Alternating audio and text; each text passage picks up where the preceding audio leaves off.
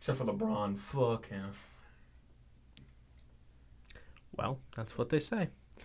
Hello and welcome to the podcast. I am, of course, Zach Young, and I am joined by the Kevin Nash to my Scott Hall, the Roy Harper to my Oliver Queen, and really, you don't know who any of those people are. You don't know the last two? I know Oliver Queen. Okay.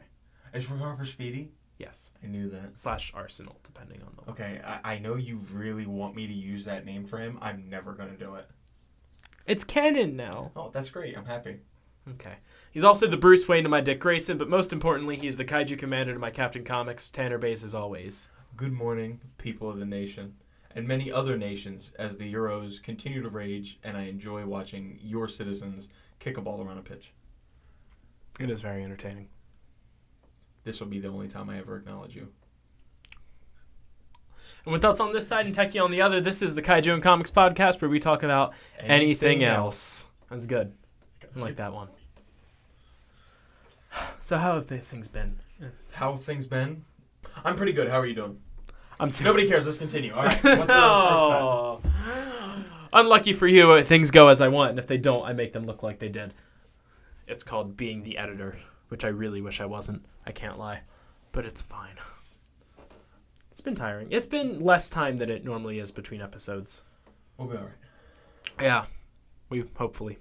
We'll figure it out. We're fine. Yeah, it's okay. Stressing. Yeah, you want to have a guest next episode? It depends, because, I'm not a real big fan of people. That's fair. Especially if they're not American. I dare you try to bring some aliens into my country. Kick them out, that's what I say. Don't worry, he was born here. Brexit means Brexit, that's what I'm saying. Brexit means Brexit. Says the American. Who would this guest be?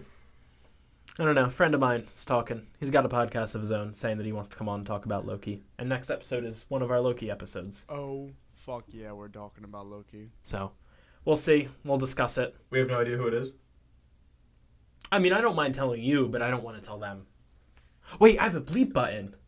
You have a bleep button? Yes. It's right here. Really? You can't see it. Only I can see it. We'll be ready to use it. I know, it's the thing. So, this one! And I didn't give you the permission to yell into the microphone. I enjoy yelling. I know, but I don't need to censor your yelling most of the time. Apricot. Barnacles.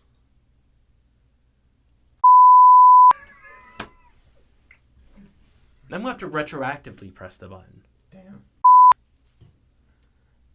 But it's only invisible to him, everyone else. No, but who's our guest? It isn't intangible to everyone else. Who's the guest? Wants to come on and talk about Loki. So what you're saying is could sit on my side No. with me. Talking of the podcast? That's the way to tease it. Let me put this button down.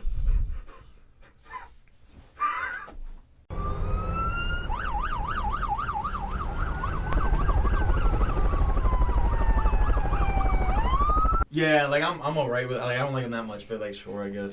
I'm so pausing it while you're. Do you have his number that I could get? No, I only talked to him on Twitter. Is he free? I don't like him, but that's all right. Sweet. But we'll get on to that. We do have some news. A couple things. Yep, I do have some news. You have news? I have 3 things on my list. I'll let you go since you have more news than me. Okay. I want to do this one first. It is the thing I'm most excited about, but I also know that you just won't care, so it's fine. No. I will be excited. So, Toei Company, the owners of Super Sentai and Kamen Rider. I like Toei. Yep. They Godzilla. I'm excited.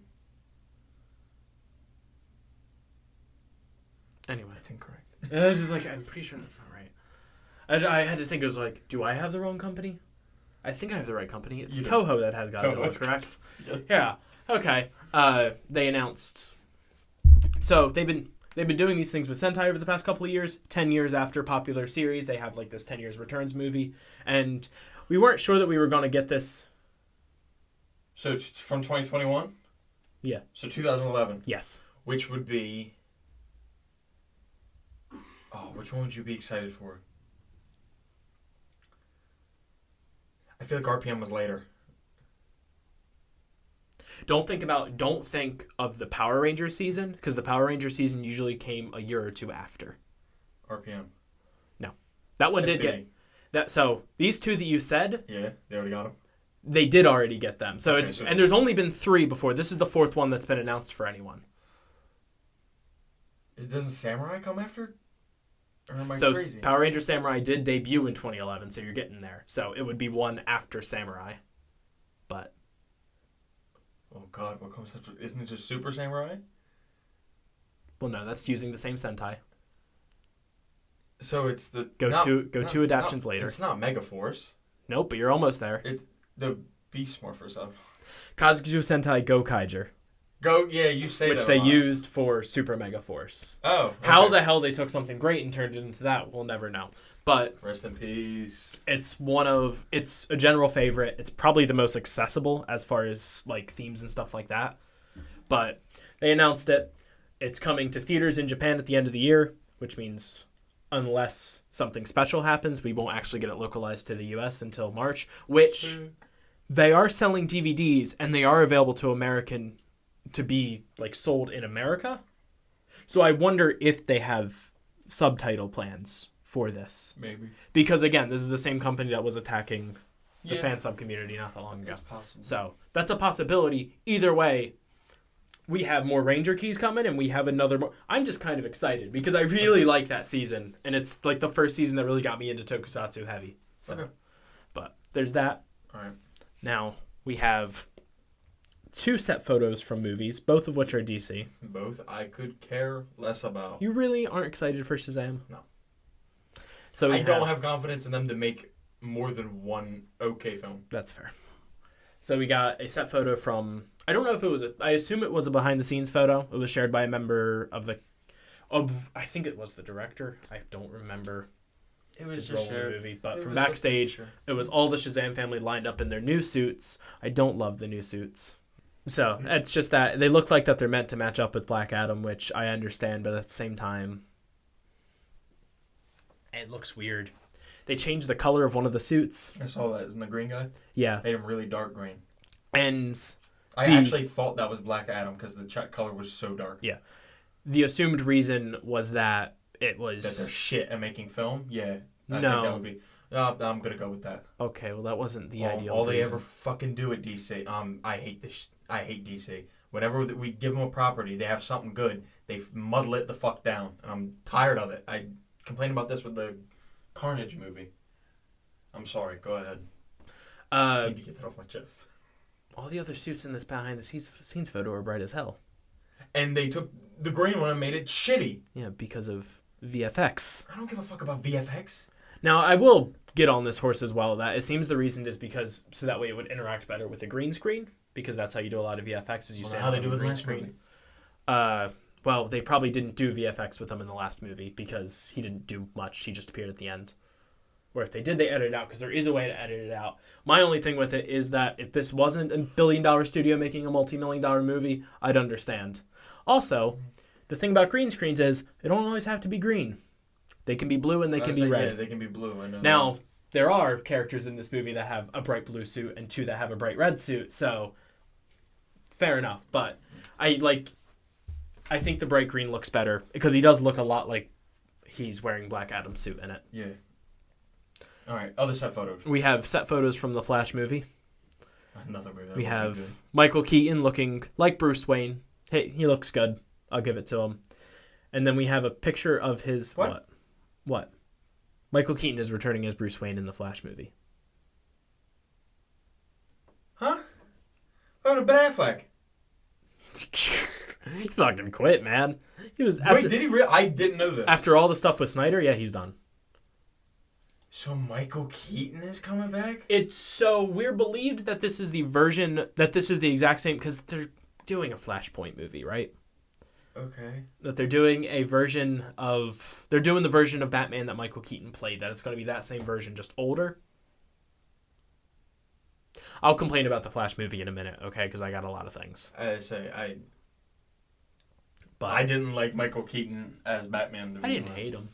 But Keaton shows up. They also show a car that is supposed to be Bruce Wayne's. I assume it's supposed to be Bruce Wayne's. And if it's Bruce Wayne's car, I'm into it. It's like it looks slick. It's got a classic feel to it. It feels like something Bruce Wayne would drive. If it's the Batmobile, I'm going to riot.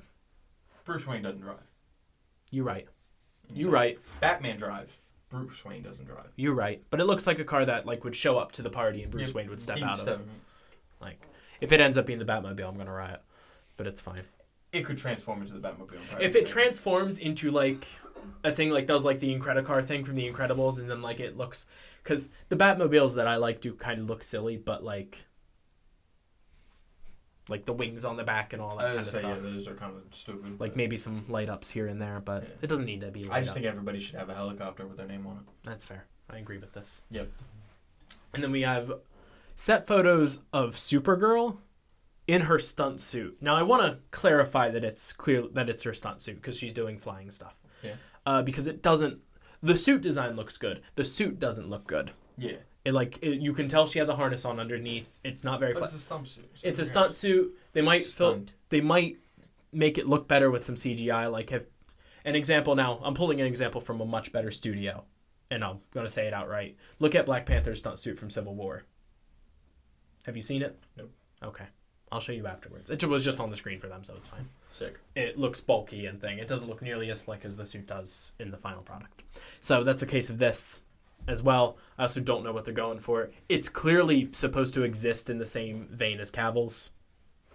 But the problem is I want to be really excited for this movie because I like Flash and I like Supergirl. When do you realize you're doing so bad with your superhero movie franchise when both of your big ticket actors just quit? Cavill got let go. And even then, we're not 100% sure. I would say, I don't. Because Cavill's still fighting for it. I would say, I don't think that's. But the studio isn't interested, which I don't fucking understand. I don't get it, yeah. In a single. To give credit to the studio, not give credit, but to play devil's advocate, Henry Cavill could be a absolute menace on set. I agree with you, but I also just feel like we would have heard about it from that. Because for example, Justice League set stuff, Ray Fisher didn't give a fuck when talking about shit afterwards. You say we'd hear about it. Ellen only just recently got tore up, and everybody thought she was the nicest woman on the planet. For 20 years, her show ran. So there's a very good... And everybody went on the Ellen show. It wasn't like it was a solo movie. I agree with you. I was saying, it doesn't have to always come out. Yeah. I think my point for that is only that Ellen was one of those things where like you didn't hear about it. Then when one person started talking about it, everyone started coming out with it. And if Ray Fisher didn't get on his soapbox about what happened on the Justice League set, then I'd entertain that a lot more. But Ray Fisher was ready to tear down Ray Fisher is Cyborg, right? Yes. They did him so dirty, man. Yeah, that's why he was really ready to tear down every man, woman, and child. He wants to return as Cyborg. The studio will never let him return as Cyborg after the shit he pulled. Really? Okay. He was so pissed, and if you've seen the Snyder Cut, and if you've seen the two... all of his stuff was removed. Yeah. You would be pissed. And that was, one of his big screen debuts, wasn't it? Or it was supposed to be, his first giant movie, big project like that. Yeah. So, he got on his soapbox. That's... An independent studio just had... Oh, they can't. They can't do that. Because they don't have DC licensing. Yeah. So for this is where the stuff about Joss Whedon started to come out because Ray Fisher was just that's me getting on my soapbox. It's just Joss Whedon is, and he said all the things, and then everyone was just Marvel stopped letting him direct movies, didn't they? Yeah. How is this not a red flag? But you had people coming back from his days when he started on the Buffy show, coming back and saying Joss Whedon's a shithead. I would say they let him go from Transformers. Yeah. They replaced him with Michael Bay, didn't they? I don't know, did they? I thought Michael Bay did all of the movies. I didn't watch the Transformers movies. I thought Joss Whedon did Transformers. I don't know. I don't like Joss Whedon. Yeah. Imagine having the name Joss. You couldn't be a Josh. Justice League. Oh, if you don't stop. That's what they call it. I'd rather have the Snyder Cut. No, I think it was... Hold on, where was it just at? Was there a different director that was doing Transformers? What else is Joss Whedon ruined? Travis Knight and Michael Bay. Okay. Travis Knight was the other thing. Those are what I can find. I may still be wrong. Yeah. Yeah. All right. Well, so only because of that, and everyone else that's worked with Cavill hasn't said anything bad. Some of them have even said good things. That doesn't mean bad things don't happen. Like I said, these things go under. It's because he refused to get rid of that mustache. You might be right, honestly. He needed it for Mission Impossible so he could load his fists. Yeah, that was a movie. My that guy. happened. Yeah. All right. Well, there we go. So did you have extra news? It sounded like you did. Yes. News. Inbound in 3, 2, 1. What content have you been consuming this week, Zachary? Is that it? Did you not have any actual things? I'm bringing a classic, right? A classic in my what I consider to be a classic in my library. It might not be considered it yet, but it's... This may be the most important comic published in 2014 from comicsalliance.com. That's what it says on the thing. It's not the only review. There's reviews on the back. Can I read this? There are no reviews on the back. It's a classic! Nobody has anything to say about it. That's upsetting. It's however many years old, and the character is put in things now, so it's fine. I'm talking about, it's the first volume of Miss Marvel. Is she put in things or is she pushed in things? I'm going to give the quickest summary that I can of this comic, because I want people to go and read it for themselves. She's from Jersey City, right? Yes, she lives in Jersey City, New Jersey. That's why she's automatically a B-tier hero, because she's from Jersey. Let me have some heroes from Jersey, please. She probably goes to Wawa to get lunch. Actually, she goes to a Circle Q. Quiznos? It's a ripoff of a Circle K. Ew, Circle K sucks. I like Circle K. You would. It's helped me so many times. I go to Heritage's. Heritage is my joke. You're just taking it because I haven't said it on the podcast yet, because at what point do fucking rest stops come up? I bring them up. So, let's get through this book. I'm going to go through the cliff notes on it. Go out, read it for yourself. It's great. The first issue sold 7 printings, which is impressive for... 7? 7. A whole 7. 7. 7. For reference, 7. most popular Batman books struggle to sell 5. And I mean like the big Batman books, not just your random-ass Batman ongoing. Explain me what 7 means, because I'm obviously a dumbass. Okay. When a comic gets printed... 7 different types of printing? Yes, like got it. Like the first printing sells out, you do the second. Okay. It went through 7. Okay, I got you. Just for an example of how much people loved, and this was just the first issue, not even the whole story. This is the first, I think, 5. First 5 issues. She has a stretchy body.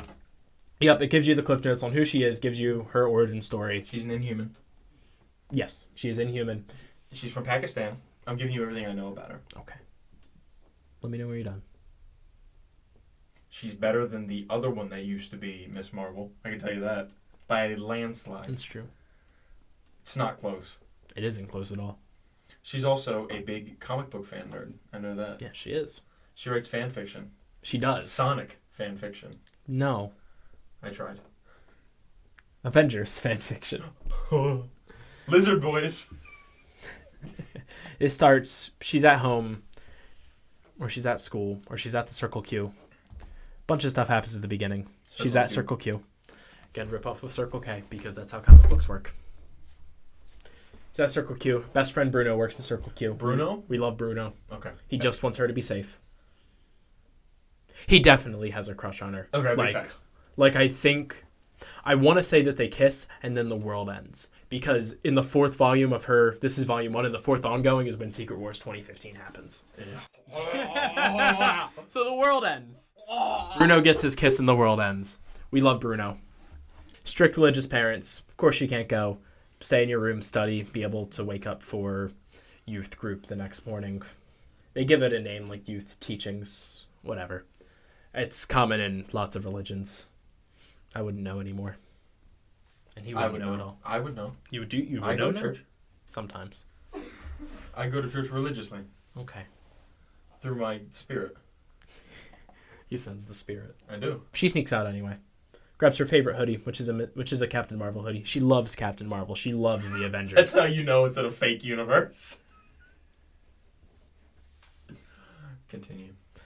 Anyway. So, she goes to this party. Bruno sees her there. He's just like, well, I'm glad you came out, but are you supposed to be here? And she's like, it'll be fine. Grabs a cup of that nice alcohol and spits it out because she's never had alcohol before in her life. Alcohol? I think it's like orange juice with vodka. Something weird that teenagers probably drink. Those rapscallions. Hey. You drink orange juice with vodka? No. It's a lie. You mean a mimosa? Well, an adult did write this comic, so. You mean a... No, wait, Do you that's drink champagne. orange juice with vodka? I don't drink vodka. It's a lie. It's a cake. The cake is a lie. Yeah, that was the joke. You got that one. I'm glad you got You want the a joke. gold star? I'm going to put a board up, and I'm going to put Bobby's gold stars on the board. Can it be behind here so it's on camera the whole time? And it's going to be just a direct copy of the SpongeBob episode 1. Fantastic. That's exactly what I need. So then, the Terrigen Mist appears. Now, I don't know what was going on in Marvel Comics in 2014. I know nothing about the Inhumans. What's with the Terrigen Mist? Is it just cursed to roam the world and fuck up people's lives? No, there was a big thing at this, I believe. I could be completely off base, but because I don't read the Inhumans like that. I just have a lot of Inhuman characters that I enjoy. Okay. Just to clarify so people don't roast I have me. an idea what it might be, but I don't know for sure. I know Attila, I believe at one point was on the planet, on Earth, not on the moon, which is when they were on Earth, and something happened and Terrigen Mist got put all over the planet. Yes. It kablooied. This is when Thane got his powers. A bunch of people got their powers. And I think that's when she got it. Yes. It may have been going on during... I'm probably wrong on this. I feel like I remember it in the Thanos comic. Okay. So... It happening around that time. But I could be wrong. So this is almost completely guesses because it involves two group of Marvel characters that I don't follow nearly at all. But The Ultimates? No, the Inhumans and the X-Men. Because I also remember the Terrigen Mist being harmful to mutants. Yes. So they had to go. It was part of how they were shuffling mutants out of the universe. So, I believe it. I don't know for sure. I don't read Inhumans comics at all. This is the only Inhuman whose comic I read. But the Terrigen Mist shows up. They all scatter. She gets gassed by it, basically. This is how the Inhumans all get their powers. Yep. She has a vision of Captain Marvel, Captain America, and Iron Man. They show up. They speak to her, say that we are Faith or something weird. And she wakes up. She's in a cocoon. She busts her way out of the cocoon, and she looks just like Miss Marvel, all the way down to the skin tone and blonde hair. Now, to point this out, Miss Marvel, when she was Miss Marvel, the black suit, the high top, the high heels, all that stuff. She even says that, I want to be you to the fictional Captain Marvel, the fictional Captain Marvel, not to be confused with the fictional Captain Marvel, that I want to be you, but I want to wear the scandalous outfit or something like that. She busts out. She's like, well, this is an issue. She goes on her way. She tries to figure it out. And it's the classic, oh, you have powers now, and they're kind of going haywire. She takes a step and her leg just... Because she... Gooey. She has the plastic powers, which is what I will always refer to them as. The same thing as Plastic Man, Elongated Man, Mr. Fantastic. That is the most disrespectful way that you could ever rate those characters. You really put Mr. Fantastic last? You could at least just said the Maker and put him first. Plastic Man's elite. I get it. But Mr. Fantastic goes above the Elongated Man easily. That's just disrespectful. I did the DC ones and then I did the Marvel ones is how I did it. I don't think that's how you do it. Plus, I don't know if you know this, but Elongated Man was only created because DC didn't realize they had the rights to Plastic Man. That's actually hilarious. But yeah, the plastic powers. The elastic powers, whatever you want to call them. Stretchy fun power. Yep. She sees these two of her classmates that kind of bully her. One of them, they're drunk. One of them falls into the water because they're on a dock. And she, in a very Tobey Maguire Spider-Man-esque move, she says words to try to get her powers to activate, to try to learn what she's doing. Eventually, she yells "Embiggen." What did she say, pizza time? No. Oh, okay. She says "Embiggen," and it changes her complete into... Again, she looks like the blonde Miss Marvel, but she is keeping a form. She runs over. She says, "Don't struggle or you'll drown faster," which I know that's how quicksand works, but I guess that's kind of how drowning works. But yeah, because then you tire yourself out. Yeah. She reaches down. She's able to grow her hand up and scoop the person out, and she races home because she did sneak out. And the sun is rising because apparently she spent the night in the cocoon. But, Terrigen Mist be hitting different. Spending a night in a cocoon sounds like something that should be in a kaiju film. So I'm into this story. Okay. Well, she does get big. She goes home, sneaks in the window. Her brother meets her. Is he a snitch? He doesn't have to be. It's funny because he's just like, you've been gone all night. What happened? Like, we assume you went to the party. They were going, and she's just like, I'm fine. And he's like, oh, I'm glad you're fine. But you're not going to be. And the door opens and her parents are just standing there. And you're just like, oh, shit. She gets grounded. And that's like the things on TikTok. It takes my venom. Yeah, exactly. And it's like, I hope you got some sleep wherever you're at because you're going to be late for the youth gathering. They were praying. They were being preached to. They're in their youth thing. She's talking to her friends. Trying to tell her friend what's going on without telling her friend what's going on. Because there's news reports about how Miss Marvel saved people at a dock, but Carol Danvers hasn't used her Miss Marvel powers in years. And Carol has confirmed it wasn't her, or Captain Marvel. I don't know if her identity is public, and I don't really care to check. They go to school. Don't smile at me like that. Alright, go ahead. When she gets done school, she goes to the Circle Q to see Bruno, who she hasn't seen since the night before. Can you just say the Circle K? No, it's called the Circle Q. But it makes me upset. What can I call it? Do you want it to be tense in here? Can I call it the corner store? Yes. Okay, because it is a corner store. Goes to the corner store to see Bruno because she hasn't seen Bruno since last night, and if this happened to her, something could happen to him. Looks up, and it's that thunder? Yeah, there was a severe storm warning for Delaware, and it's being robbed. Bruno's being robbed? Yep, Bruno's being held at gunpoint. Again? This is the first time. So he's getting robbed.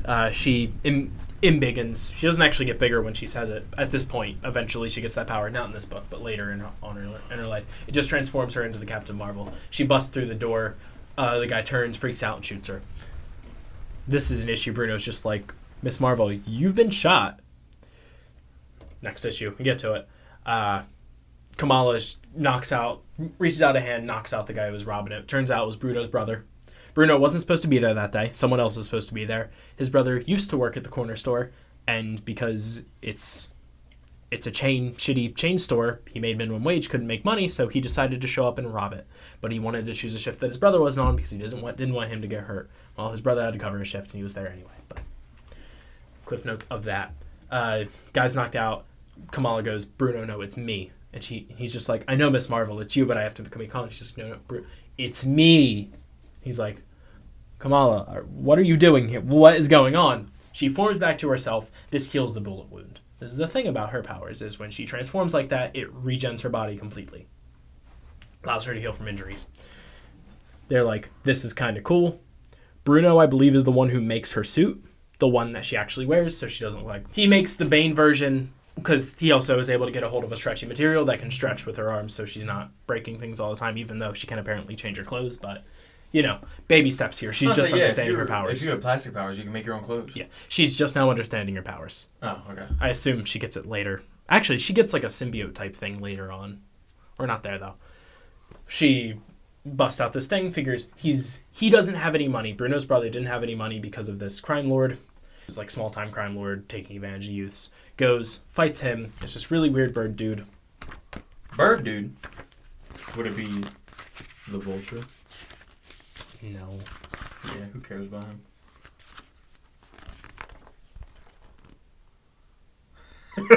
That's stupid. He's called like the Inventor or something. From what I understand, he existed in Marvel Comics before this. But she wins, saves the day, and Miss Marvel is born. She then gets the Lightning Bolt S on her costume. And the few additions that she didn't already have. Like, she just had, like, this black hood mask before. Now she has an actual mask. Cool. Yeah. I butchered the comic a lot to just get through the whole volume and not do the single-issue things.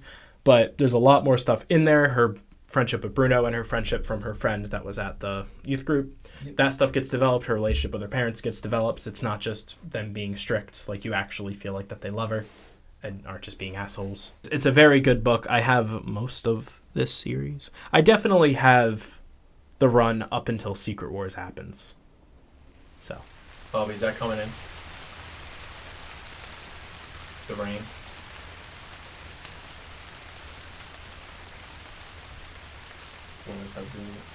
You just acknowledge it. There's rain. It do be raining. We apologize for the rain. It's not?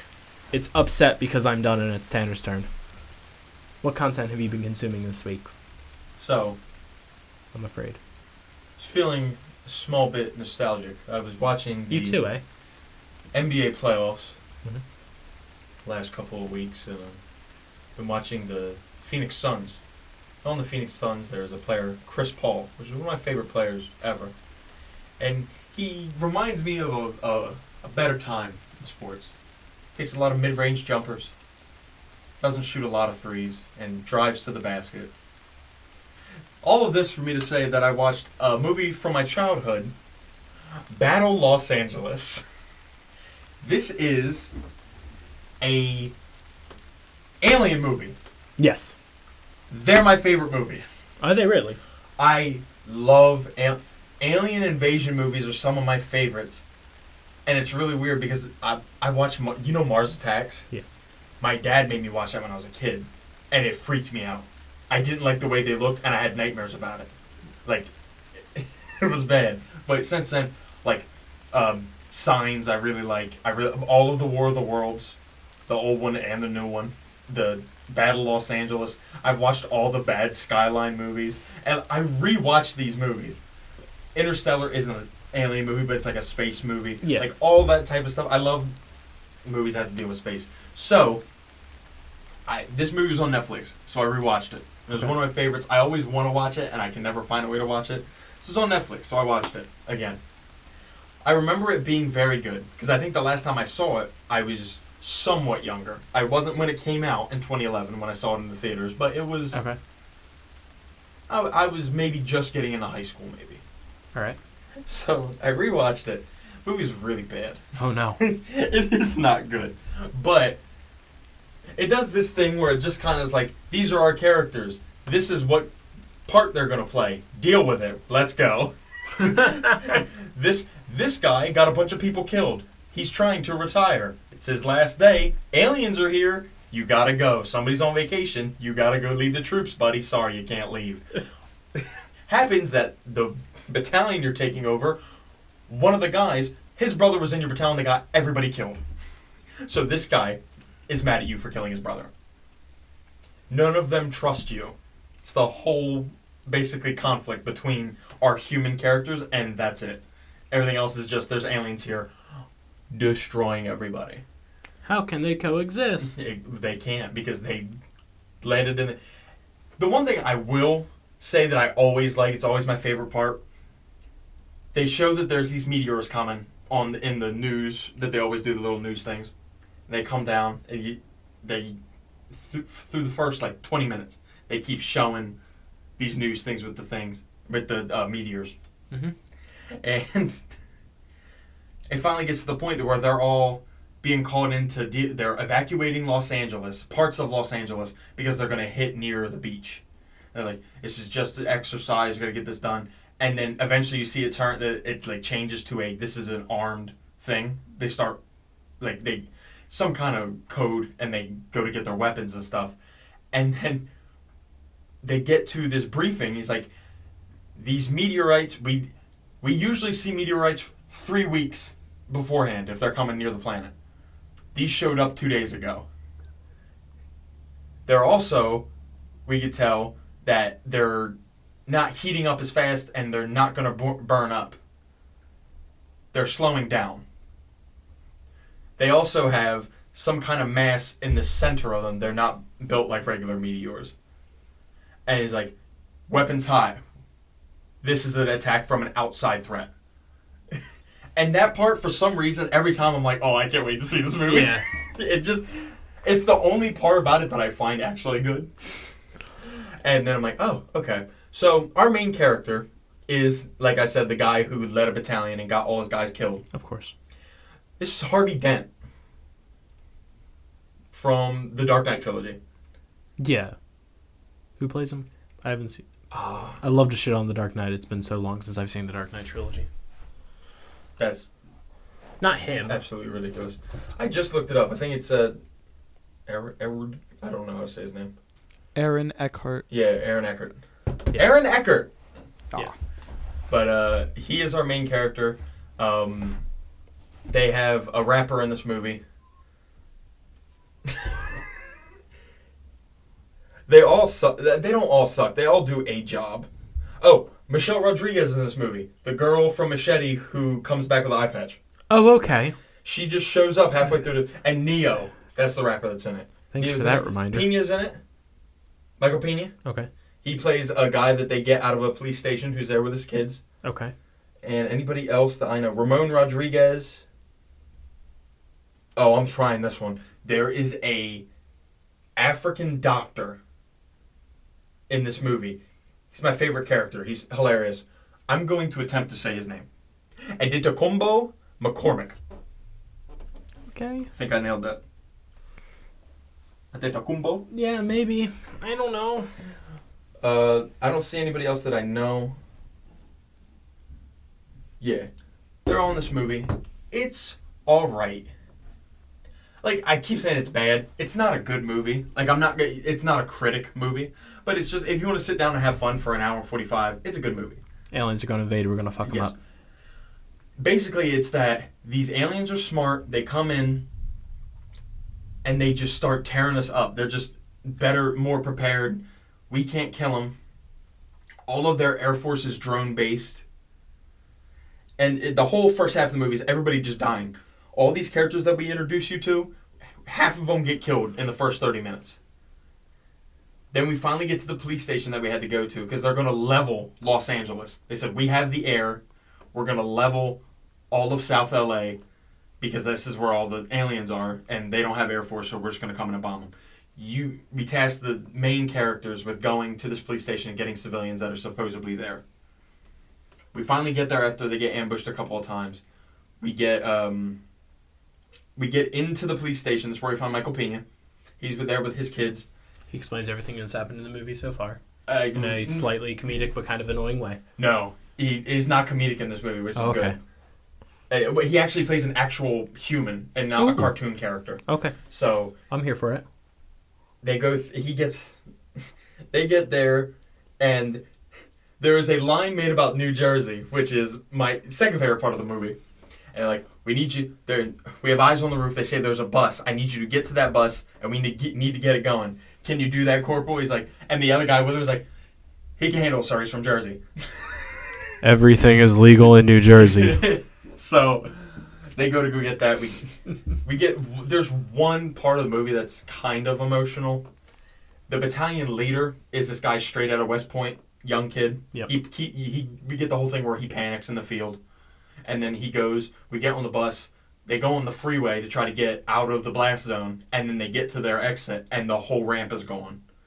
So then they get ambushed by this new technology that the aliens have, and we figure out that they can track the radio signals. So if you use your radio, they just ambush you. They just come for you. They can tell. So he does this thing where he has a bunch of C4, and he loads it on himself, and then he holds the thing, and then he blows himself up. Right before that, he gives a note. This is the worst part of the movie. The emotional scene comes right after, where it's this horrible emotional part. It's just horrible handling of the situation. He gives him a note, says, "Give this to my wife. These are your men now." Blows himself up. And then the Harvey Dent walks away. He's like, "All right, we got to continue the mission." He's like, "Well, he just let Rodriguez die? Or Martinez die? That's what it looks like." All he has to do right then and be like, he died for us. Let's go. But he doesn't do that. Nope. We continue to have this problem. They go. We figure out that the aliens are here because they need our water. So they're colonizing us. They're just wiping out the indigenous population. They do it. They give you this exposition always through guy talking on news.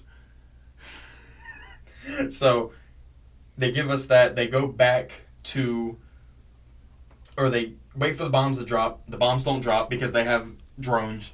They've blown them out the water. They go back to the FOB, the forward operating base. That's already been overtaken and wiped out. So they gear up. They go to leave. They finally get out, get the civilians out. They're flying off, and they figure out that there's this big station that Michelle Rodriguez, that they got halfway through the movie, she was tracking. They're like, is that where it would be? Because there's a whole, 4 blocks that there's no electricity because all the power is going to this radio tower or whatever. They go down there, Harvey Dent jumps down. He's like, "I'll take care of it. You guys go on." And then all of the guys, now that he has their respect, because they do this thing where they attack him at the FOB when they're re-gearing, trying to go get saved. Yeah. They're like, "You let my brother die, blah, blah, blah," all this. And he just walks up, he's like, "You don't think it is a sick joke that I lived? Like, that I don't remember their names every single day, and then he just starts reading out numbers and then the name of the guys who died. He because I think you get on your dog tag there's numbers. Everybody's assigned a number. He writes them all off. He reads them all off, and then the last one is the guy's brother, and that gains all everybody's respect. Michael Pena died. I forgot because I hated him. He had a kid also. So Michael Pena dies because he picks up a gun trying to protect somebody, and then an alien shoots him. I didn't care when it happened. They tried to make you care about Michael Pena, but he only had just showed up. So we already saw all the characters that we had some development with already die, so I don't care about Michael Pena who just showed up. Just because he has a kid, I don't care. They all had families. So assumedly. Yeah. That's a part. A lot of this movie is like, if this movie were 30 minutes longer, it would be perfect. It's just everything happens way too fast. They just move this thing along like, we have things we have to hit at this point. We need to go. It never slows down. It would take time to maybe develop some characters. Yes. You could do a lot more. Yeah. If it wouldn't be that in the first 5 minutes we see that the aliens are going to be here. That sucks. Yeah. So he goes back in. They infiltrate. They end up blowing up the tower. They win. They get pulled out. They go back to the base like, there's breakfast in there. You guys lay down and relax. And instead of getting breakfast, they're like, we're Americans. I eat lead. And they go in. They start loading up their guns. Everybody's passing around grenades. He's like, what are you doing? Like, oh, we already had breakfast, sir. And then they hop back on the helicopter and get this cinematic shot of all these helicopters going back into L.A. Like, we're taking back L.A. Credits roll. All it is that they get their ass kicked for 3/4 of the movie. They figure out how to take care of the drones, and somehow that just fixes everything. Now, sounds like this is a preview for a movie called Battle for L.A. They're going in for the battle now. Yeah. Well, there was another part. This is the part of the movie that makes me laugh out loud. Okay. So in the police station, there's Michael Pena and his kid, and there's a woman. How dare they? The woman is there because she was taking care of kids. So she's something. There's a lady. She lives. They find an alien outside who's been shot, but it's not dead. Okay. Harvey Dent's like, bring it inside. They bring this alien inside, and they're like, we gotta figure out how to kill it. And he's like, okay. So he starts ripping off their armor because everything's surgically on them.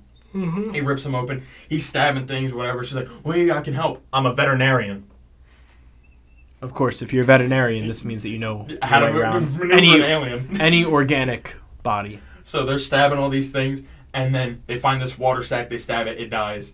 And he's like, oh, yeah, shoot it right to the right of where the heart would be. I'm like, that'd probably be where I'd be aiming to begin with. Yeah, about the chest area. I would say the head and where the heart would be. Yeah. Like, to the right, like... To the right of where... So, right, like, around here-ish. Okay. I'm like... Because your heart is, like, right. Yeah, he might say to the right or to the left of where the heart would be. It was like, because if it's to my right, then it'd be just on the other side of the chest. Yeah, maybe it is where he's looking at it. I don't know. But It is actually ridiculous. When she's like, I'm a veterinarian, I die hysterically. And then it's very heavily implied that her and Harvey Dent are going to live a nice, happy life. Oh, okay. Even though he's about to go in for a war. Yeah, basically. Okay. Cool. He leaves her on the helicopter. He's like, give this to Martinez's wife. And then he jumps down like she has any idea what Martinez's wife is going to look like. Even like he was going to know what Martinez's life was going to look like. I mean, there's files, right? He's an army guy, right? Yeah. Martinez is an army guy, so there's stuff someplace. You can get it. You don't give it to this random veterinarian. Yeah, but so... Yeah. But yeah, that was, it's Battle LA. It is one of my favorite movies. It's horrible, don't watch it, but it's fun. Is it the worst thing that we've had on the podcast so far? Because I know you tried to bring something extremely terrible and you couldn't. Thunder Force is just actually, there's nothing fun about it. Okay. It's literally just miserable the entire time. Okay. But Battle LA is a fun time. Okay, that's good. It's just not good. All right. That's at least something. Yeah, like it's like I feel like they had more for the beginning, and then realized like, oh, this might be a little boring. Let's get the aliens here in the first 5 minutes. We tried to do some of that character development. This, like, passive-aggressive conversation with his boss that he's retiring with, like his superior. Yeah. And he's like kind of like low-key threatening him about stuff with like you're retiring right after you got all these guys killed, stuff like that. And it's like, okay, are we gonna get more of that? And then nothing. Then it's just the conflict that he has with the troops. Huh. It's really weird right in the beginning. Like, what if we gave them some character development? Yeah. Nah, but like, are people gonna pay attention if they're not fighting aliens? I don't think so. Yeah. We're gonna move into the main segment. Probably. Well, I'm gonna go and change, and then I'll come back, Okay. and then we can do the segment. Okay? Yep. All right. I'm really excited for this segment. I heard you were. I'm really excited. I have to pitch something, but I need to change my clothes first. We're gonna act like it took out. I'm gonna go change my clothes. I'll be right back. Okay.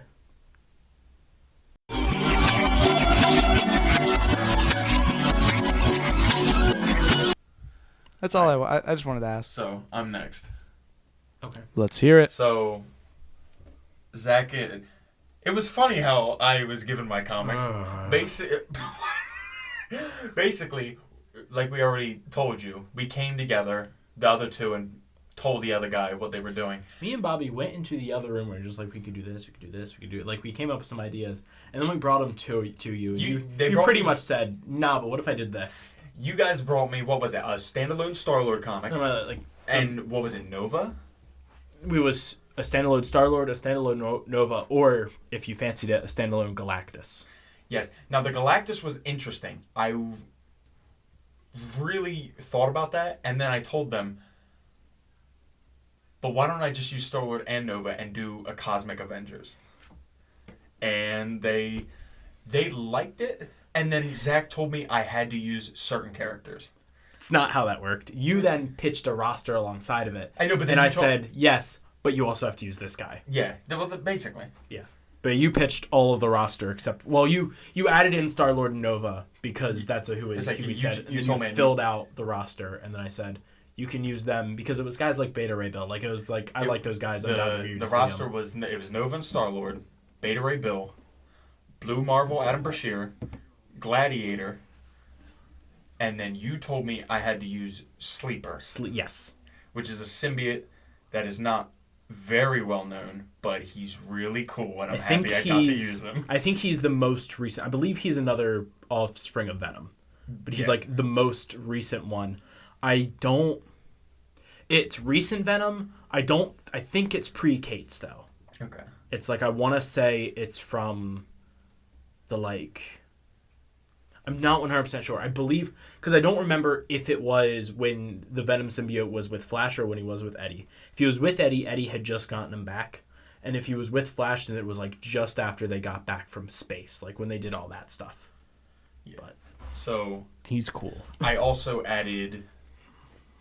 For anybody who knows me, they know I love this character. I added Thane. Because I like Thane. Thane is now part of my story. Okay, so... Oh, no. The first... Cosmic Marvel, here we go. The first thing opens. First issue. It is... somewhat of a cold open. All it is that Thane is... We just get this open field shot. And Thane and Lockjaw teleport into this field. Okay. Thane obviously waking up. It's like, Lockjaw, why are we in the... What's going on? Why are we in the field? What is this? What field is this? Where are we? And Inhumans talk to Lockjaw. Lockjaw talks to them. So we don't know what Lockjaw is saying. I am going to make it that we don't know what Lockjaw is saying. Okay. So they're talking. And Thane's like, what do you... Danger? Why did... Okay, so he goes, he's like, I need to get back to Attila. I need to know what happened, what's going on. So he goes around, he is on Earth. He knows he's on Earth. Okay. So he goes to everybody's favorite, slightly Earth-based space traveler, Tony Stark. And... He shows up at Avengers Tower or Stark Tower, which either one of... Whatever one where depends on, where are we at in Marvel Comics, whichever one it is. Yes. So he goes in, he actually ends up having a full conversation with Jarvis because Tony and the Avengers are off-world. This is purely because I don't want to have a reason to talk to any of the mainstays in Marvel. Okay. I don't want them to be involved. They're off fighting some dude who's all, gold or something. Just something. Something stupid. Some old school 80s villain that I'm going to bring. Make it be like Angramus or something. They're like Angramax, whatever his name is. He was one of the... He's the opposite of... I want to say there's this old school, really weird cosmic powered character, and he's supposed to be the opposite of one guy, and I can't remember what his name is right now. But that's why I just want to have one panel showing them fighting him and them getting their ass kicked. Okay. Have them off-world. So then he goes to the next spacefaring, Earth-based human that he knows. And he goes and he finds Star-Lord. I was waiting for one more misdirection because I kind of wanted it. Just he goes to Reed Richards. He just goes to the next person.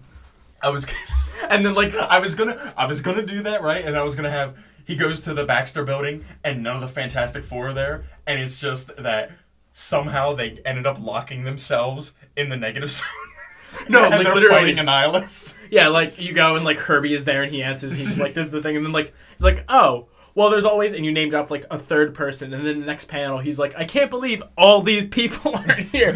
He went to so many people, and no one's home. Yeah, okay, I'll take that. I didn't want to go too stupid, but most of the issue was trying to find a way. He gets to Star-Lord. He's like, Lockjaw took me off planet, and he won't teleport me back to Attila.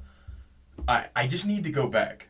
Can you just get me over? Can you just get me there? Can you just do me a solid? This is Thane, and For those who don't know, Attila's on the moon, correct? Yes, Attila is on the blue part of the moon. Yes. It's okay, no, just keep going. Yeah. So he's like, all right, I'll take you there. We got to stop by and do something first. I got to go do something. And he stops by the X-Mansion. Okay. It's not the X-Mansion anymore. What is it? Krakoa. Yeah, the mutant island. Yeah. And then Star-Lord... We just get they land, Star-Lord walks off, and then we get the next panel, he comes back on, and he's all upset, and he sits down. And Thane's like, is everything all right? He's like, women will be women. And then we take off just to get the kitty pride thing, just because you really this is where it takes place in continuity. Okay. Yeah, and it cracks me up. So we go to Attila, we get there, and obviously something has happened, because stuff is destroyed. But it's like a ghost town. So we're walking through. Thane said, just stay out here, because the Inhumans are weird with people who aren't Inhuman. So he said, just stay out here. I'll leave you Lockjaw. You'll be fine. If anything happens, what counts as an Inhuman? Well, just leave it be, all right? Well, because what's Thane? Because Thane is Thanos' son. Yes. He was. I don't know if he's made honor. I don't know how he's an Inhuman. I'm not going to lie to you. But because Star-Lord's also half-breed. Yeah, I know, but Thane has something with Terrigen. With the Terrigen Mist. Yeah, with the yeah. He's some. I'm not 100% on this. I love Thane, but the. Well, the Inhumans have eternal time. It doesn't matter. Yeah. It's somewhere in the thing. Yeah. So. Not him. Thane's walking through. Nobody's around. He's calling for Gorgon, Medusa, anybody, and he can't. Nobody's around. He gets into the main throne room. Blackagar Boltagon? Where are you guys? He sees Black Bolt. He's like, oh, he is here. Yeah. Oh, so we get there and he sees Black Bolt. He's like, does he die? Black Bolt, what's going on? What is? Is everybody okay? Where is everybody at? And we remember, for people who don't know, Black Bolt can't speak because his voice is super powered. Even if he whispers, it's a huge thing. Yeah, it's a big deal. So Black Bolt isn't on the throne, but he's standing and he's looking the other way. And we get this is the ending shot for the first comic. Yep. And Black Bolt just turns around and bursts out and says, "We are Brood." And you can see the Black Bolt has been turned into one of the Brood. Do you know who the Brood are? They're old team from the Attitude Era of the WWF, consisting of Edge, Gangrel, and Christian. They're vampires. They have actually a really kick-ass theme song. The New Jersey Devils uses it when they enter in on the ice. So the Brood are an old X-Men international, like intergalactic villain. They're these, think xenomorphs, but more insecty. Xenomorphs meet Starship Troopers. Okay. And they can infect people, make them the Brood, and they're just an unstoppable force. They just go from planet to planet, destroying everything. There's a comic where Thor becomes a Brood. He gets infected, and then he stays fine until he loses the power to hold the hammer. He becomes unworthy, and then he goes off and goes full Brood and I think the line is, "I am the strongest Brood in the galaxy," and then he goes off and attacks Cap. It's sick. The way they look is sick. So that's our end. It's that the Brood are now our villain. We know why this is going on. So, Thane opens, or we open in the second comic. Thane is fighting Black Bolt, and Black Bolt's going off. This isn't super strong Black Bolt. I'm gonna power him down a little bit because the Broods wouldn't hold back. So I'm not gonna make Black Bolt to where if he screams, he blows apart the moon. So, if you don't know how Thane works, he has Death and Amber, and what I want to do, he's not gonna kill Black Bolt. Okay. Right? Because Black Bolt has effectively taken him in. What I want to do is, it's with the Amber, he can make a cube and hold somebody in. What I want him to do, it's kind of, they did this in Dragon Ball Super, where Android 18 makes these force fields, and he made like 9 or 10 force fields in a row to hold back this super mega blast from this villain. I want him to do that around Black Bolt to concuss himself. Okay. So he puts around like 8 cubes, and Black Bolt keeps just lets go this big thing, and breaks apart all of them, and eventually, it's just enough. It breaks the last one, but Black Bolt falls down, and I'll have his ears bleeding, he's taking himself out. Yeah. So he then does the cube thing again. He comes out. Star-Lord has dealt with almost everybody who's been cosmic or out in space has dealt with Brood. So Star-Lord already knows what's going on when he sees him. So Star-Lord's like, oh, that's what was going on. It's like, this is a problem. Because if they're here, why aren't they on Earth? Because if they're on the moon, why wouldn't they just go to the Earth? We got to figure something out. It's like, but we're going to need help. Of course. He's like, let me make a couple of calls. So we get it. They go in. They have Black Bolt locked away on a part of the Milano or whatever. Yeah. However they can... Science. They can keep Black Bolt concussed. Anti-inhuman sleep. Yes. Dyspraria or whatever. So we get the scene where this is where I'm getting most of my team up coming in. Okay. Arbitrarily. Nova shows up. Beta Ray Bill shows up. I get Gladiator. Because Beta Ray Bill and Gladiator and Adam Brashear have all been on the same team. And 2 of them have been on the Guardians before. Yes. Actually, all 3 of them. Not Adam Brashear, but Nova. Nova and Gladiator. I knew Nova was. I didn't know Gladiator. He may not have been a official member, but he's worked with the Guardians before. So they all come in, and Nova being superhero, and same with Gladiator being the high guard of the Shi'ar Empire. They know about the Brood. Gladiator has been in different continuities, been affected by the Brood. Okay. And they fight the Brood a lot. So they know what's going on. And they're trying to figure out why they were doing what they're doing. Why were they on the moon and not attacking? They usually don't work like that. They just pillage and go. Why wouldn't they go straight to the Earth? It makes no sense. It has to be something with the Queen. Because the Queen Brood controls all the Brood. Something has to have changed with her. So... They go to where the Brood, they believe the Brood Queen is. And there's nothing there. They go through, they can't find anything. They picked up and moved. They moved the Queen. They have to have a new homeworld. That's what this whole issue is, trying to track down the Brood and figure out something. Give you that good world building stuff with it, really. Give you the info that you need to know for the rest of this. And we get to the second to last thing, and it is So I was like, well, we can all spacefarer. Go in space and check. Other than Thane, I'll keep Thane with me and we'll keep Black Bolt on ice. You guys go out and try to figure something out. They are going across space trying to find things. And I'm going to make this Gladiator's part.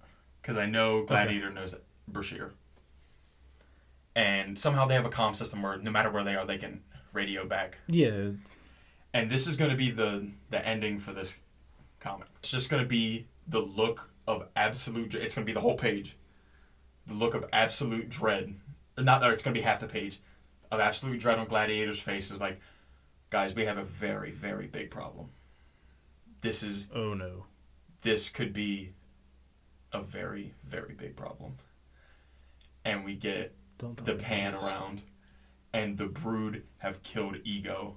And they sapped his power.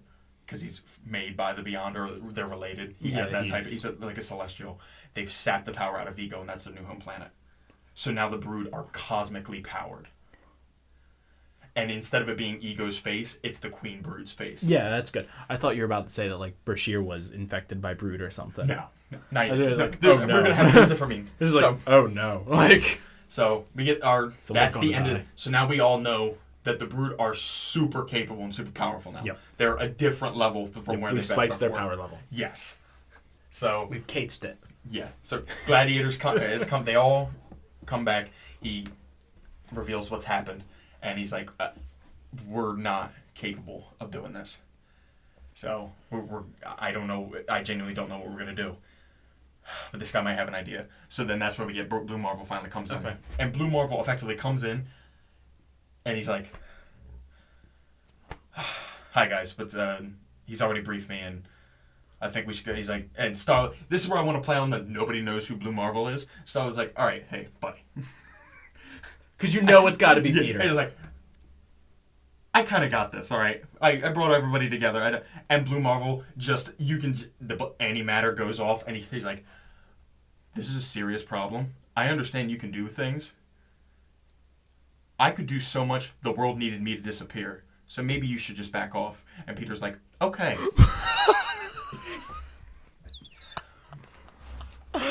So Blue Marvel steps in. He's like, we are not going to be able to... Like, everybody's off-world still.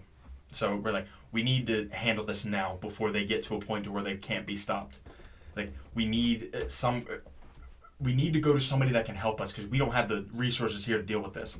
And things like, I think I have an idea. Is like the reason why everyone's off-world, could that be Brood related? Okay, now keep going. So... If I'm knocking on the door, just keep going. No, you're not like the Fantastic Four are just in the negative zone fighting an Annihilus. I mean, it's Fantastic Four. The Avengers are off doing their thing, but there's other people Okay. This is where I'm getting around to that.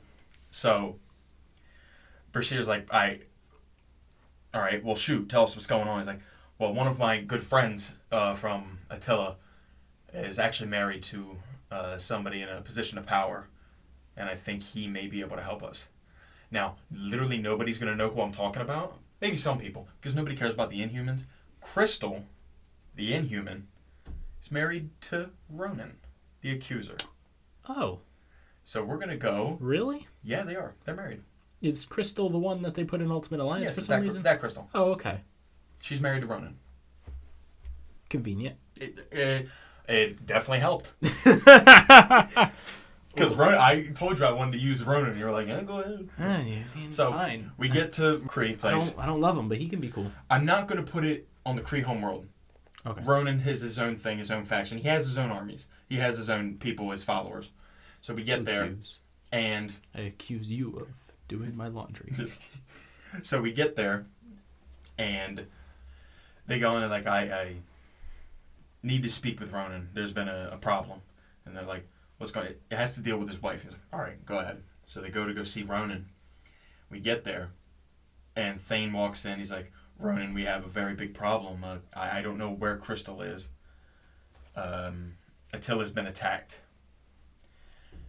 And Ronan goes to turn around, and as he grabs his hammer, you can see that his skin is not blue. And we get the... my friend, I'm very sorry. And turn around, and Ronan has been turned into the Brood. Ah. So Thane goes immediately attack mode. Ronan's like, stop, and he grabs it and he gets a hold of him. We get that tussle. He's like, everything's fine. And Thane is like freaking out. He's like, I know we have a problem. I knew we had a problem before you had a problem. I've been tracking the Brood. I know what's been going on. I had to take drastic measures. And he's being very cryptic. He's like, why are you Brood? And he's like, and why are you not crazy? He's like, where I'm cybernetically enhanced, I have a brain chip. I modified it to where I can emit a frequency that keeps me from being controlled from the hive mind. Because Ronan is very super smart and science. So comic books, guys. Comic book. I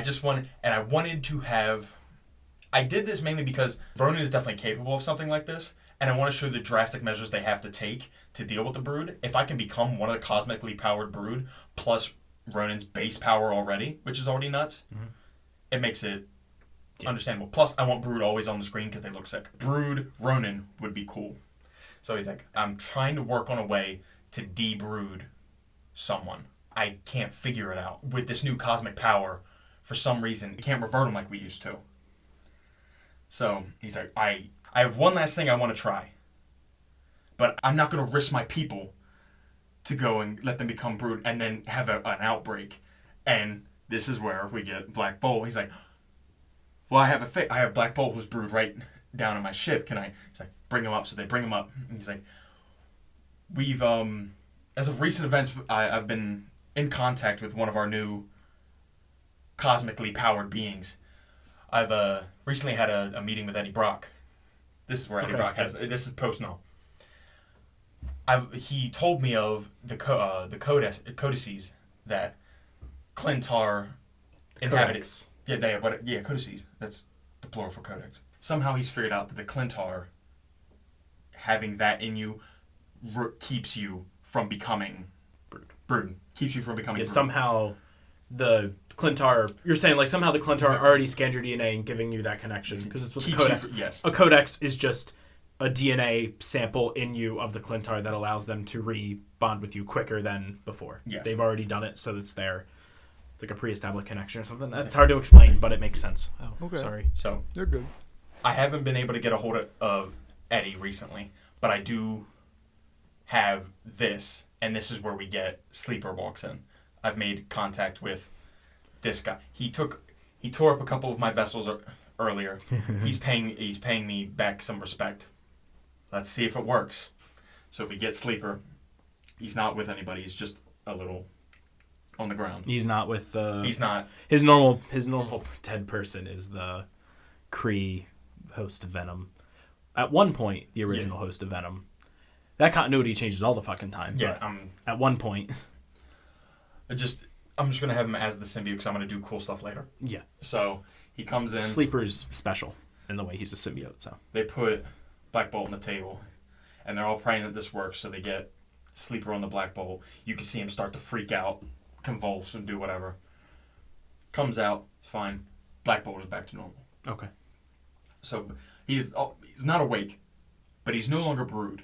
Okay. So effectively, if you already had the symbiote, or if you get the symbiote, it reverses the Brood. Yeah. So Sleeper comes off. They figure that out, and they're like, all right, how are we supposed to give symbiotes to everybody if we don't have symbiotes? Like, well, maybe if we can get the symbiote onto the Queen, maybe it'll work somehow like that, however you want to do it. So that's their plan, is to somehow get Sleeper in to deal with the Queen Brood. He's like, but still, even though we have the cure, we have no way of getting through to them if they are powered by ego. There's no way. So Star-Lord's like, I have one idea of something we could do. And they all come in like, what do you mean? Like, there's one person that I might be able to call that might be able to figure us out something special. And he's like, what are you talking about? I'll be right back. Let me call my little shiny friend real quick. So he goes out. He makes a call. He gets back. He's like, yeah, he said he'll help. Because they, apparently his boss is really mad about this. Because he's going to these planets. And, they've been sucked of all their power. So they're not really feeding his hunger like they should. Yeah. And Galactus just boom right outside of the ship. Just all you see is like the eye. And that's Ronan's like, oh, like Ronan, like as powerful as Ronan is, and especially right now, he's like, ooh. And I love it when people shit their pants whenever Galactus shows up. Bashir's like, okay, and walks out. We just get Bashir's like, I could probably take him, and goes. So they go out. Silver Surfer flies down. He's like, Beta Ray Bill is just completely just like, really, we're doing this shit again. Yeah, that's what I want. I want Beta Ray to get really upset. He's like, I couldn't tell you, but I'm not. He's like, listen to me here, okay? First the word. I'm not. We're not asking for his help, but they're a package deal, okay? So not always. So Star-Lord comes down, or Star-Lord comes to talk to Silver Surfer. And is he silver or is he black currently? Black. Always. He's the best version. So he says, I still don't know what happens in the story. We know the situation. And he's like, yeah, we know. Galactus knew something was up with these things. We saw it. We want to help. We need to help because he's hungry. And basic stuff. Basic Galactus doesn't care, but he's hungry and he wants to not Surfer's his herald right now for some reason. Yeah. So Surfer's like, I can give you guys a little power up if you want, but that's as much as I can do. So he's like, all right, well, that's fine. I guess we'll take it. And then Blue Marvel is like, I'm good. And he's like, the Silver Surfer goes to talk to Adam. He's like, Adam, I understand you are of immense power, but one may not be stronger than you, but when you're swarmed with 300, it may not be okay. Plus, you have the queen that you have to deal with. He's like, I already know what I'm going to do. I don't need this pathetic excuse for a god to give me any strength. He says, I'll be right back. So Adam Bashir takes off. They all get they're powered. They all get their cosmic. Star-Lord feels great to not be the weakest person on the team anymore. That wasn't shots. Yes, it was. So we get all. It's one of those shots that like you want to dispute it, but like we get them all together. He's like, well, we need to know where's Adam. We can't do this without going in with Adam. It's like, we'll be fine. He's coming with us, and we get it. And Galactus is like. And Galactus has now decided that he's going to attempt to help them.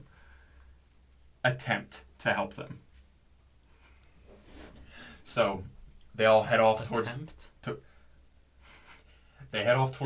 the Breed homeworld. Or the Brood homeworld.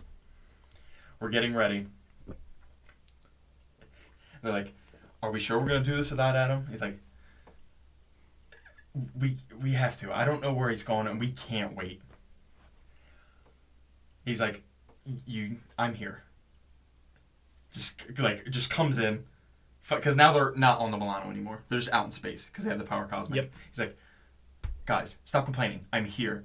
And we turn around and he didn't get the power cosmic. But we get one. I shouldn't do this because I thought it would be funny as shit. We get one cutaway panel and it's Kane Marco knocked out. And we have Adam, we have Blue Marvel, who has stolen the gem of Sidorak.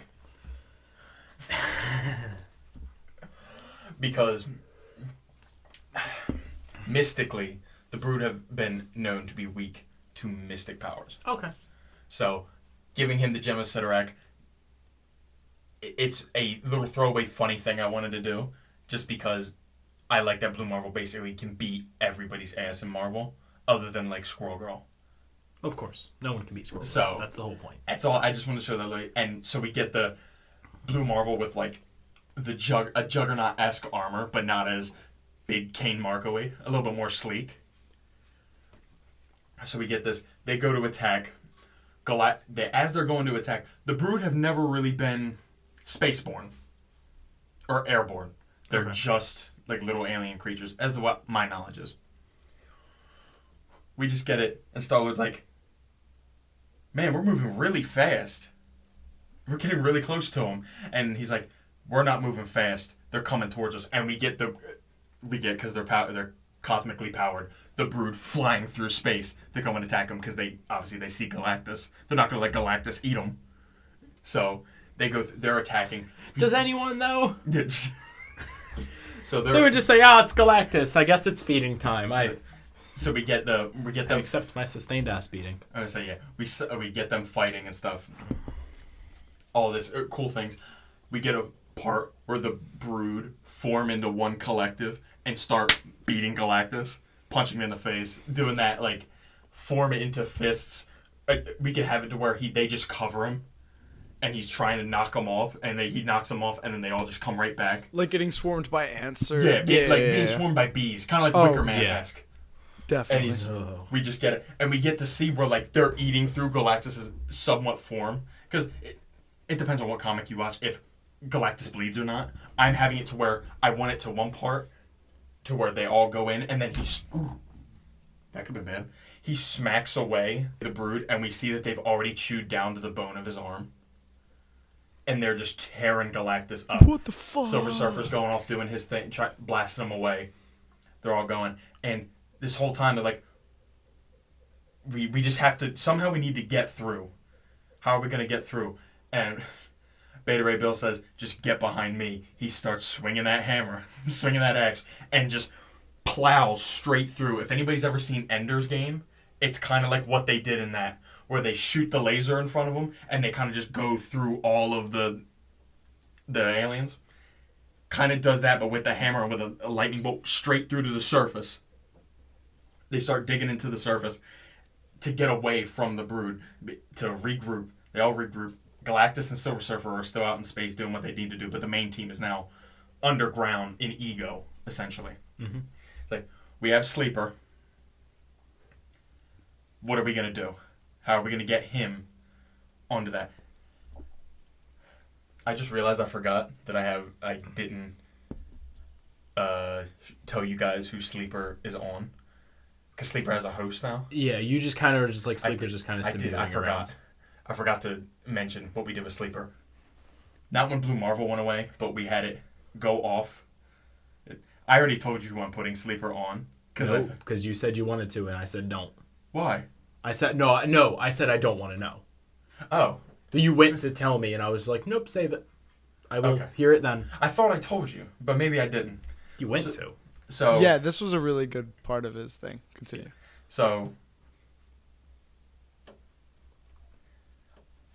of my knowledge, this character's never been brought back to life ever. I don't know if I'm telling the truth there, but I don't think he's ever been brought back. But I decided that they went off because he's very, very powerful and very strong.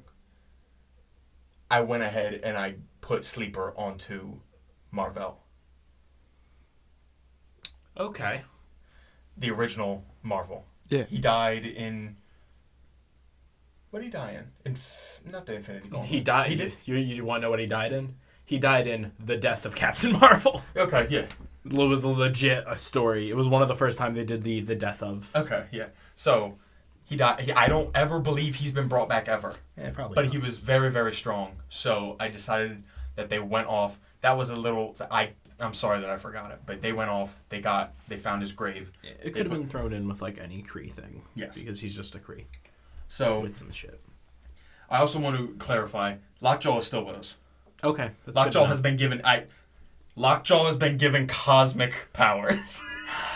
Lockjaw has the power cosmic. And they're going I can see it and it's sick, right? And it makes me happy. Like just an all silver Lockjaw. becomes the Herald of Galactus. I just see him like sitting on something in like midair in space with like the power and like his fork and stuff is all like radiating cosmic power and so I was just like, what is he sitting on? And it's just like, and they just all hear Lockjaw's voice and somehow he can talk to all. He's just like, Lockjaw sits where he pleases. And it was like, wait, what? I love Lockjaw. So Lockjaw so much. Lockjaw's there with them.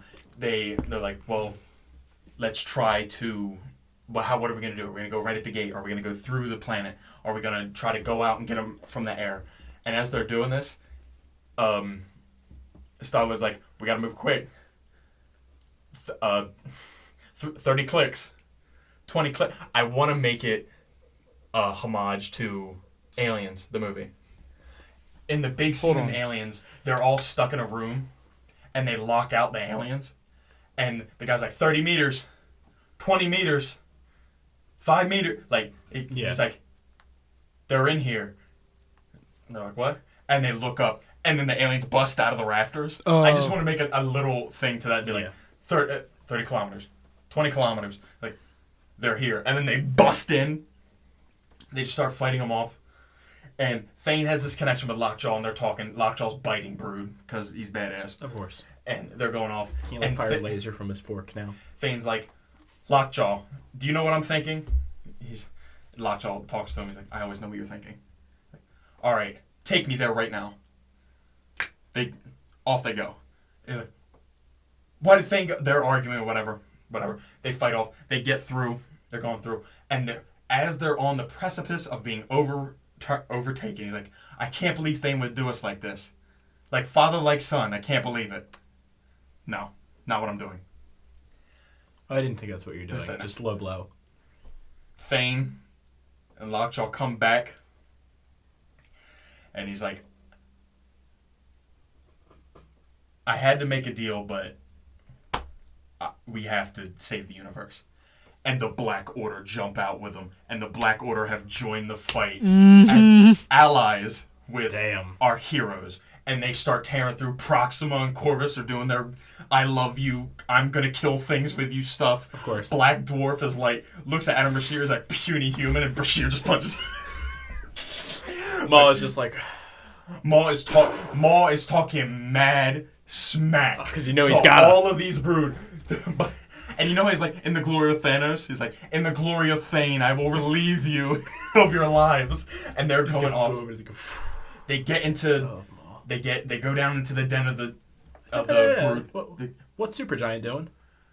Blowing them up with her mind. I don't know. It's Supergiant. I didn't like. She always gets left out of stuff. I know you love her. I love her. Because how do you not? I was like, she's just like, like they just explode. So they get down in the den, and the Brood have now realized that this is a very serious thing, right?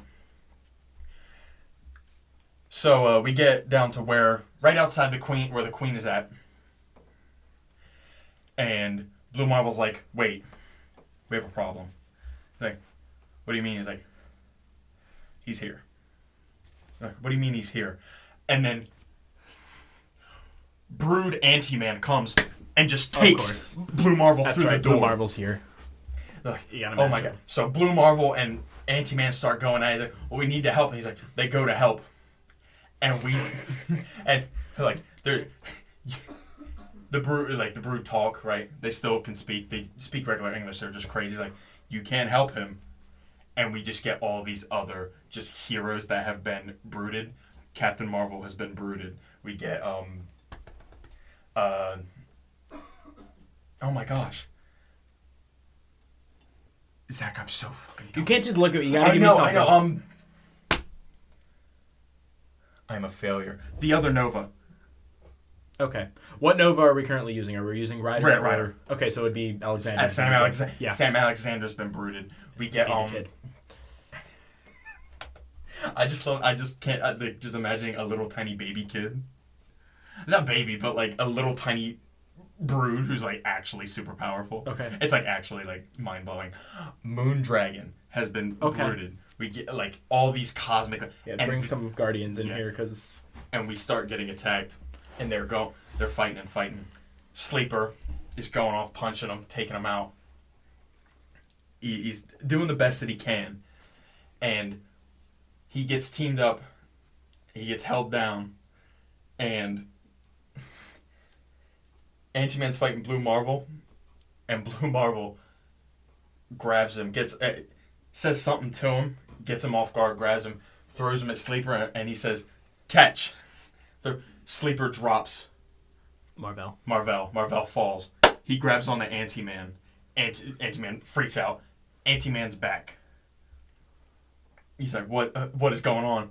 And Sleeper's talking to him in his mind. He's like, "You need to help us. This is a serious problem. I understand you don't like Blue Marvel, whatever." Gets him real fast. He's like, "Throw me back over there." He's back on Blue Marvel. We get Anti-Man back. And Anti-Man and Blue Marvel have their team up because the world is about to end. Yeah, of course. It's classic. We fight that. We get Sleeper in with Thane and the Black Order. And Ebony Maw is there with him. And he's like, this is what we need to do. He's like, "I need you to make sure he can get to that and be fine." Everyone else is holding off everybody else while the Black Order, Thane, and Sleeper attempt to take down the Brood Queen. So we finally get to see this Brood Queen. She's like I have it in my head how I picture it. She's like burrowed into the ground. Mm-hmm. And they're like, "All right, we just get over there. We get Sleeper on her. He'll be able to form on her. And then maybe that'll shut everything down." So we fight off everything. We get there. Sleeper gets on her. Sleeper pops right back off. He's like, "I can't attach onto her. Wherever it be, her exoskeleton's too strong. The cosmic power's holding me back from getting in. I need to get in her." Like, okay. So we get this cool scene where we get Thane teaming up with the Black Order. We get Black Dwarf to grab her head, rip her out of the ground. We get to finally see the face and all this.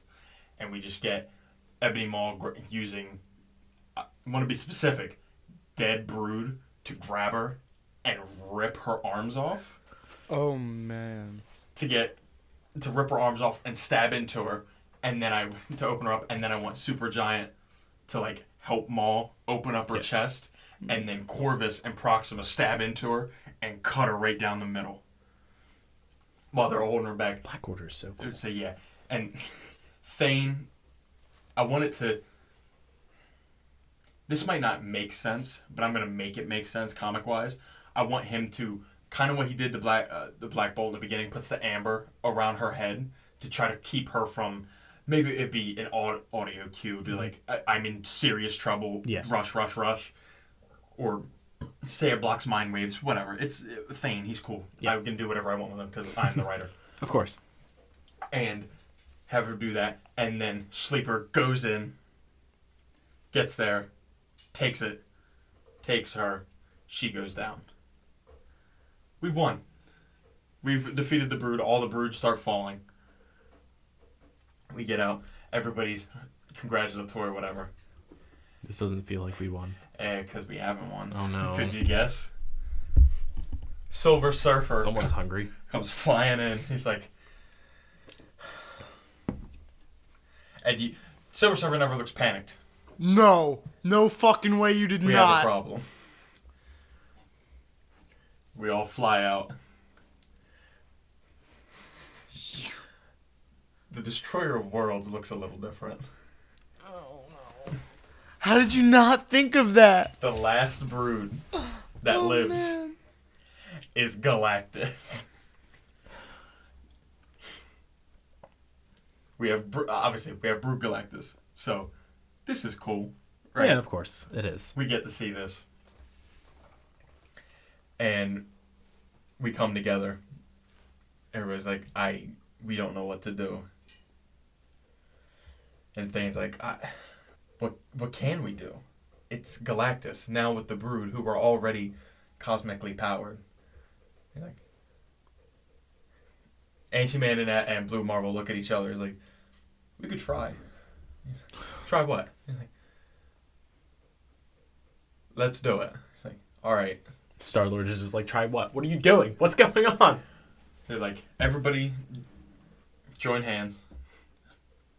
You join hands. All the main team members, the Black Order, are not joining in on this. Of course. It's like, we are effectively antimatter generators.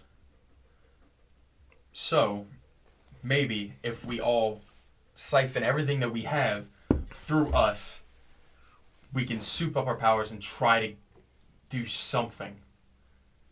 It's the best that we can do. So they all come together. They get it. They shoot all their... almost on like a Power Rangers type vibe. Okay. We funnel all the power into like the big cannon at the end, and we shoot the big cannon. The power of friendship. Yeah. We put it through, and when we shoot it through... It's literally like... It's not a beam of antimatter energy. It's that they've shot themselves like a bullet. Okay. And we just get them, and they start spinning and going through, and they hit Galactus's chest, and the Galactus looks down. He's like, this doesn't matter. He's like, are you sure? And he's like, what do you mean? Boom! And it just and blows him apart. Galactus falls down, or he starts to fall. He's dead. Dead-ish. As dead as Galactus can be. Of course. He's defeated. Wait, this is in space, The Silver though, right? Surfer and all them, they sap the power out of him. This falls. They're close Wait, enough to ego. Wait, this like, is... Yeah. They sap the whatever out of him. Yeah. They figure out a way to cure Galactus, essentially. He's defeated. He's done. We bring it. Galactus never really dies. Of They course lose their form and they come back. So Galactus has been defeated. And we have our big happy ending. Everything's clear. I just wanted a big brood Galactus. Of course. And I thought the Anti-Man and Blue Marvel thing would be sick. Yeah. Just this huge... Just imagine Blue Marvel already... Remember, Gem of Sidorak with Anti-Man formed up into like a human bullet with cosmic energy just pulsating off of them. Because it's from all 6 of these people who've given this power cosmic. Who some of them already have huge Yes, cosmic power. already immense power. Yeah. So, we get this, and Thane thanks everyone. Nobody's really dead. Everybody who's been brooded comes back that hasn't been, torn limb from limb. Thank you, Ebony Maw, you dickhead. But everybody who's alive becomes debrooted. Obviously, they're not going to show you. I'm going to show you the effort to get everybody back to their home worlds. This is where Ronan comes in with his fleet of people, helps them come in. The Milano does their thing. Gladiator gets the Shi'ar Empire to help re-put all these people, and we get this happy, good feeling ending. And Thane goes to Starly. He's like, I just wanted to thank you, but I need to... This is where my story ends. And they're all like, what do you mean? Like, I told you I made a deal. I have to go. And I'm like, what deal did you make? He's like, there's only one thing that I could give to him to where he would help me. I gave my life to save the universe. And he teleports away with Maul and the Black Order. We get the Thanos on his throne. He's like, thank you for helping me, Father. I'm here to pay my debt. He's like, Thanos gives his big speech like he always does. And Thanos kills Thane. Because his whole thing is he wants to kill Thane.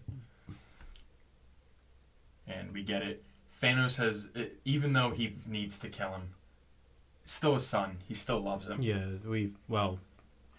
loves. We've seen how Thanos reacts to children dying. Yeah. His children dying. So he, on Titan, I believe is where his home base is. I'm not 100% sure on that.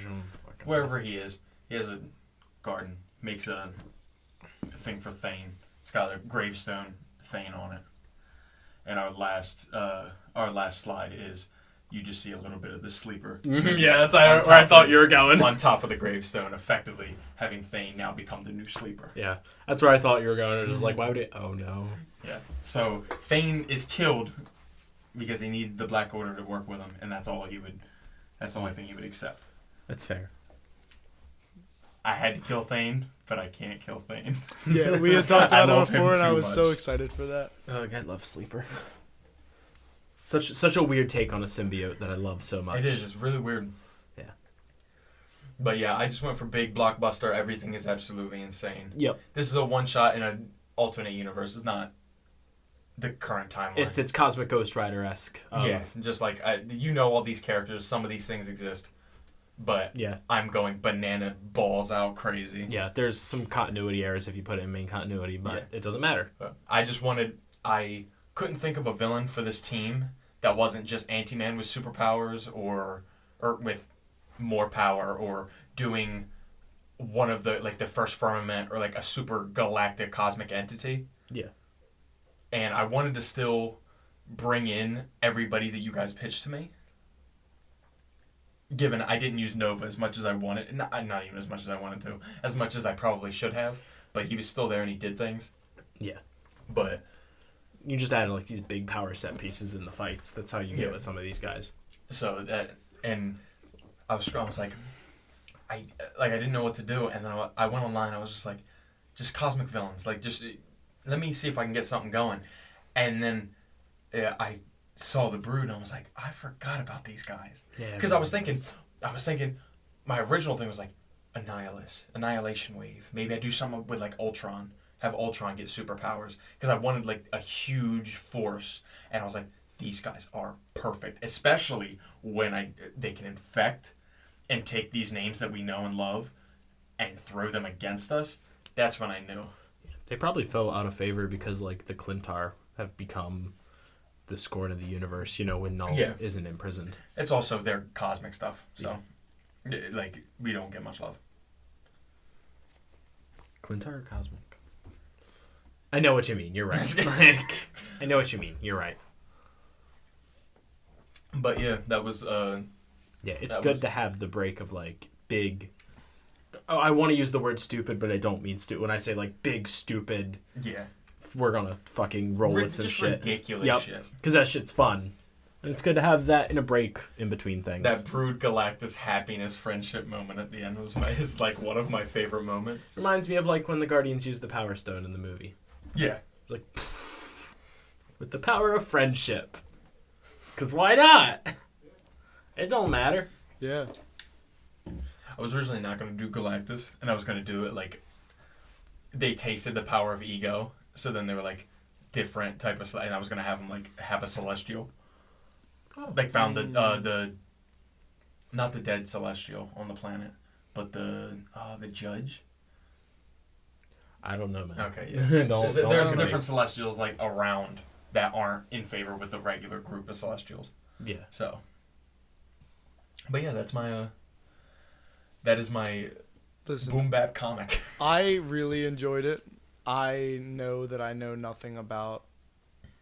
Just about any of your characters that you had, so except for Star-Lord. So it's just like it was great to me. Yeah. I want all the covers of every single one of them to be different. Maybe not half and half, but like, you know how when in Infinity War, when they go to nowhere and Thanos takes the Reality Stone and it slowly changes to the real reality, I want to do it like a jagged line like that of like before and after the Brood got there. Okay. And like the last one, the big last one, to be Earth. The one place they never really get to, but the Earth fully brooded. I think that would be sick. That way it's like, well, I gotta read this because that's what comic covers are meant to do. Jesus. Yeah. They look cool. I just want to keep a theme with my covers of just the Brood.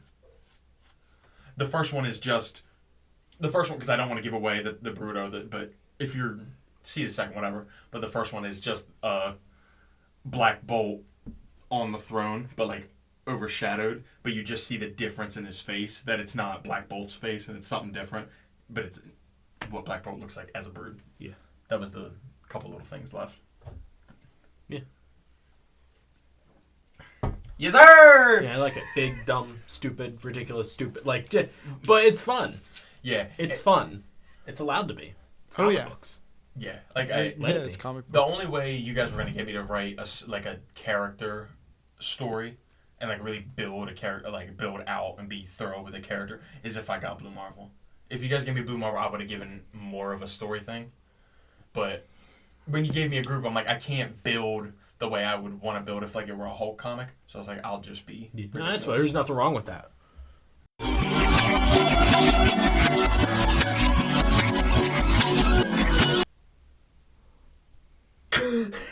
So for those of you who don't understand what's happening. No.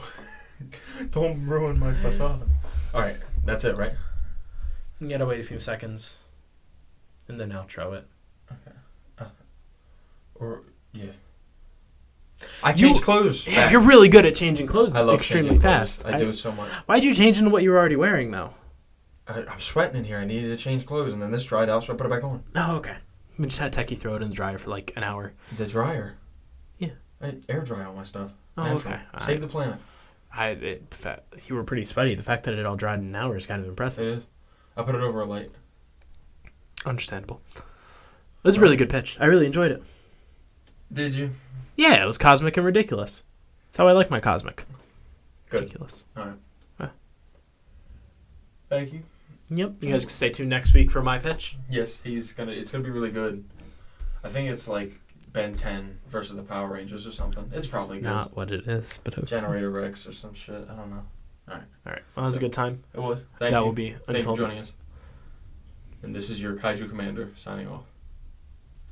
Except we're not, because we have shit to plug because we keep forgetting to do it. Yep, I knew about it. You see how ready I was? Look how ready I am. I'm ready. Look at this. Yeah. Ready. You see this? Look at me. Look at me in the eyes. No. Don't stop looking at your mom. Look at me. Look at me. Hey?